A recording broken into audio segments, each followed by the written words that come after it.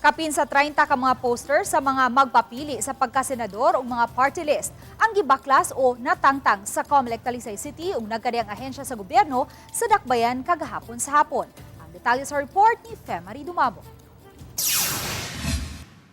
4 ka oras silang mipahigayon sa Oplan Baklas gahapon nga nagsugod sa launa sa hapon. Daplin sa daan sa Cebu South Coastal Road. Sagad sa natangtang sa Comelec, gibitay sa mga postes sa kuryente, sa punuan sa kahoy ug sa mga taytayan. Nga mao'y daan nang gipahibaw sa Comelec nga mga gidili nga butangan sa mga campaign materials.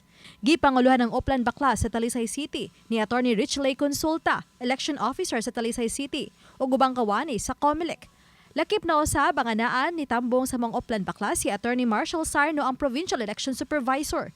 Miuban usab ang mga kawani sa Action Agad Team, Bureau of Fire sa Talisay City ug ang Talisay City Police alang sa seguridad. Gihimo ang unang hugna sa Oplan Baklas gahapon atol sa pagsugod sa campaign period sa mga national candidates. I would suggest nga makuha mo diri og listahan sa ato ang mga asa ang posting area nato para dili siya matangtang ug masayang inyong mga poster, campaign poster.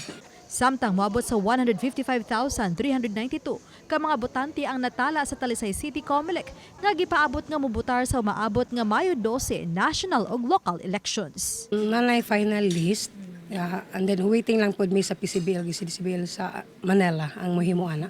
Pero ang actual namo karon is 155,000. Nay manual cross out na to nga mga 300 kapin. Unsay mga cases aning sa 300 plus? Mga transfer. O niya ang patay ani wala pa siya na-appeal. Uban ni Cleofer Lumaya Gogrod Prado, Femari Dumabok. Balitang Bisdak.